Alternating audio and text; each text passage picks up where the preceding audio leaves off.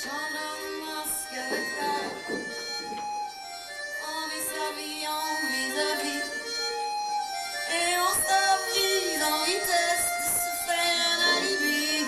Le temps d'une vie, le temps d'une envie, le temps d'une vie, le temps d'une envie.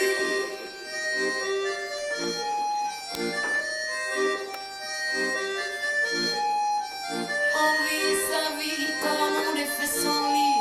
Le temps de se faire un safari. Une balle de jour, mille balles la nuit. Et on s'avise en vitesse de se faire un alibi. Le temps d'une vie, le temps d'une envie, le temps d'une vie, le temps d'une envie.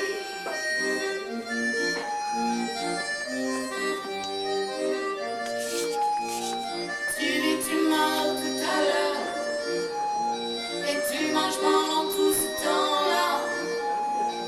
On vit sa vie en vis-à-vis. Et on s'avise en vitesse de se faire un alibi. Le temps d'une vie, le temps d'une envie, le temps d'une vie, le temps d'une envie.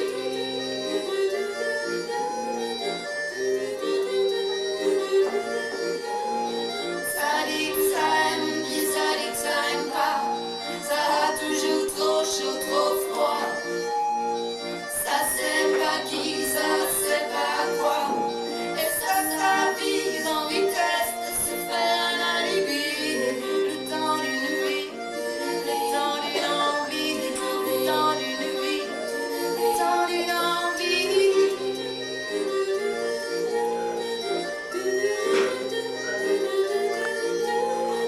Ça parle encore et c'est toujours là, accroché au moindre faux pas. Faut pas tomber beaucoup plus bas pour se retrouver en vitesse et de l'autre côté. Le temps d'une vie, le temps d'une envie, le temps d'une vie, le temps d'une envie, le temps d'une vie, le temps d'une envie, le temps d'une vie, le temps d'une envie.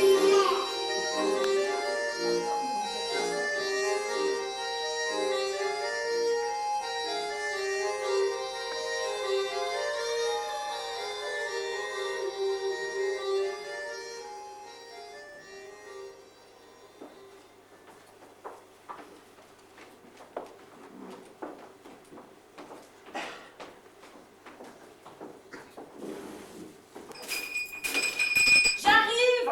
Entrez, hein! Entrez! Bonjour, Clotilde! Toi? Rentre, rentre, rentre. On arrive peut-être un peu en avant. Pas du tout, bonjour, Madeleine! Voilà. Oh, c'est gentil, merci. Ça va? Ça va, ça va, ça va? Bon, on va peut-être t'aider. Hein? Oui? Bon, alors, Euh, là, non? Ah bah si, bon. Je remets ça au fond. Tu jettes, là. Je jette. Vas-y, Si, jette. tu restes pas planté là. Ça, Jette. Excusez-moi. là. On va peut-être avancer un petit peu la tête. Oui, oui, oui. Là. Ah, Ça va, là? voilà. Excusez-moi.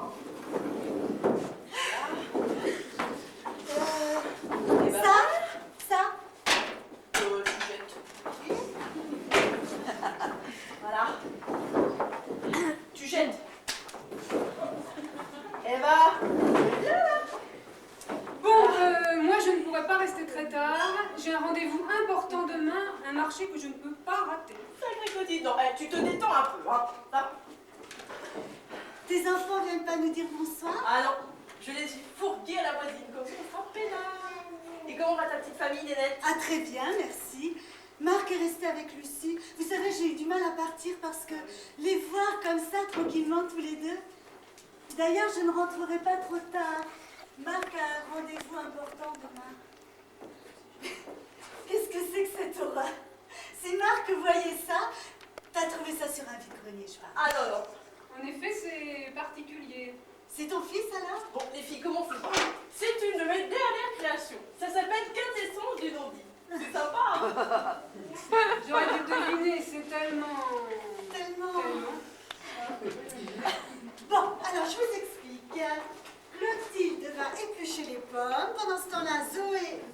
coupé en tranches et moi je prépare la pâte. Eh oh on se calme. Hein. Ça fait hyper longtemps qu'on s'est pas vu, alors on voit un petit coup et après on attaque. D'accord? Moi je suis trop contente de faire la fête demain, ça fait génial. Mais enfin, n'exagérons rien. Hein. C'est juste les retrouvailles des anciens combattants. Non mais attends, on va être au moins une bonne vingtaine, on va danser toute la nuit. Oui, bah moi je ne pourrais pas rester très tard, j'ai des dossiers à terminer. Non mais attends, tu te débrouilles. Hein. Il paraît qu'il va y avoir toute la seconde B4, les B4 comme on disait. Oui, bah justement, c'est un peu répétitif. Moi j'y vais parce que c'est vous, hein. Sinon, croyez-moi, je ne répondrai pas à l'appel. Bon, je vais aller vous chercher ma petite liqueur d'ortie, vous allez m'en dire des nouvelles. Oh non, Ah, si. t'as pas plus simple. Même un verre d'eau, c'est bien. Hein. Écoute, je l'ai acheté exprès, puis en plus c'est un produit bio, hein, donc vous bougez pas, j'arrive. Tu trouves pas qu'elle a mauvaise mine, Zoé, en ce moment? Oh, c'est l'âge, sûrement. C'est l'âge, elle sortira un peu moins en boîte de nuit. Je me demande si c'est bien ça.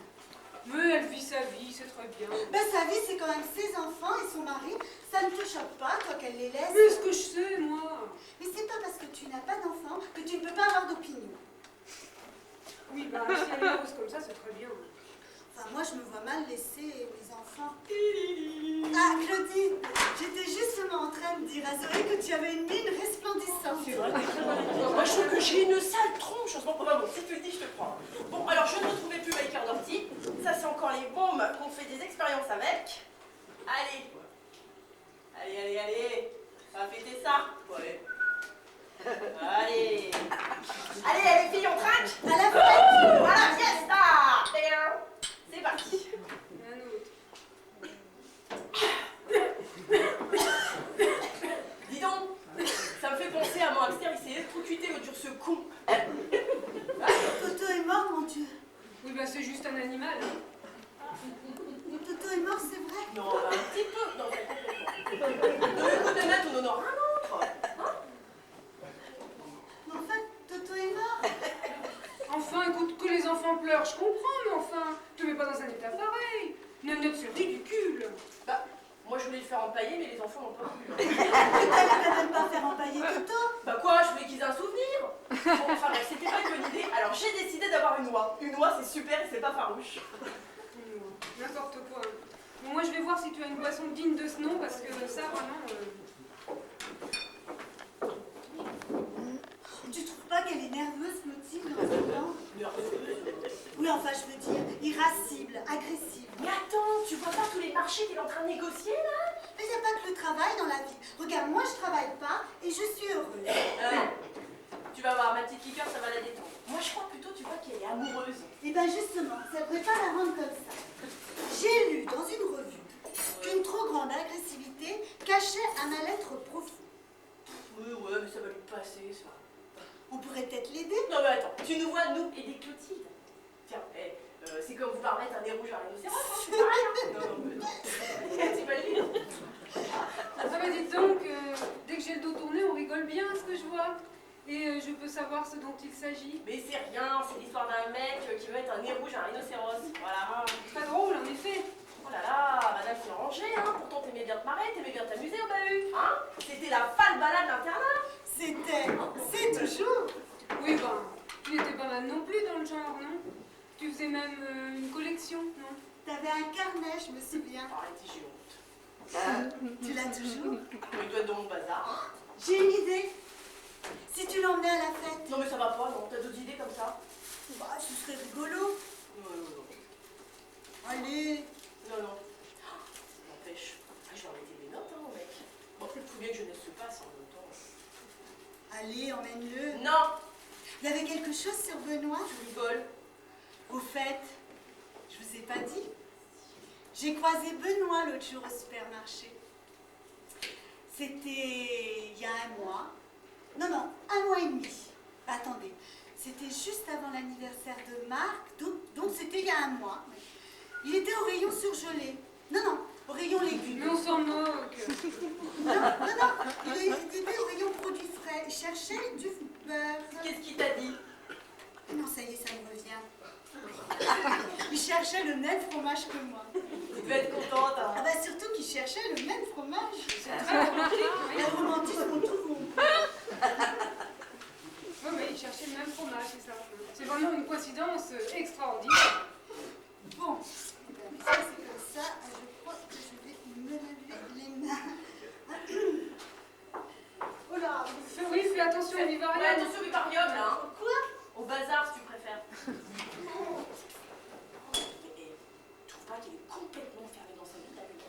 si, bien sûr, oui. Mais tu vois pas la vie rétrécie qu'elle a, là? C'est une catastrophe. Moi, si elle est heureuse comme ça, Marc.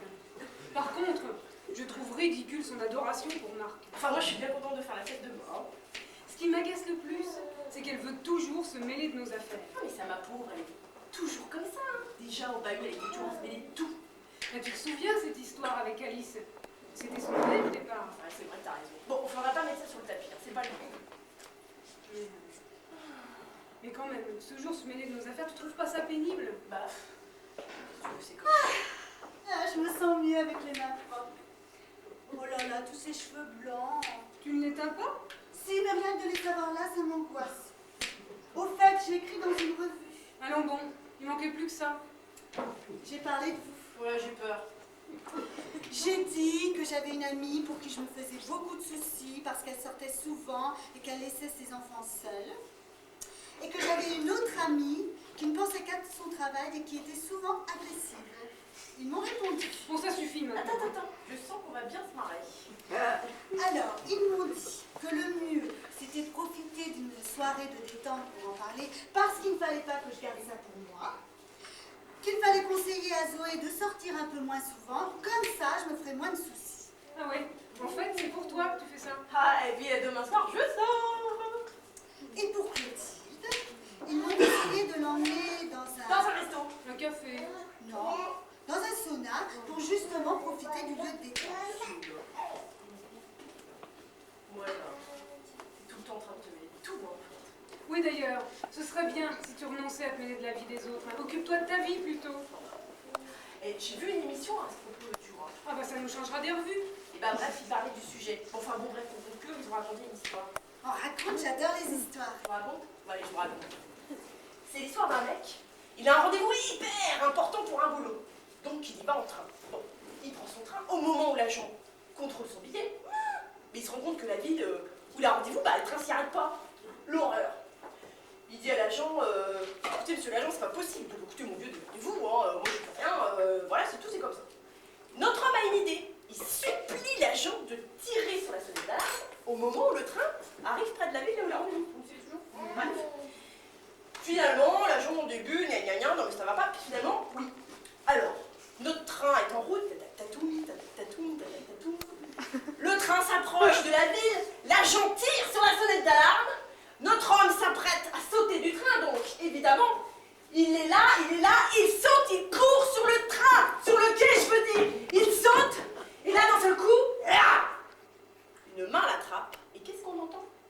Comme ça, au moins, vous n'aurez pas loupé votre train grâce à moi. Tu vois les dettes?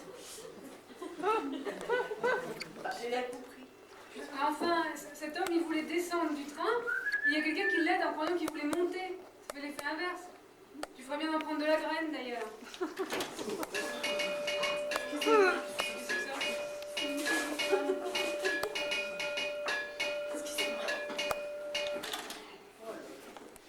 Chérie, c'est toi, oui.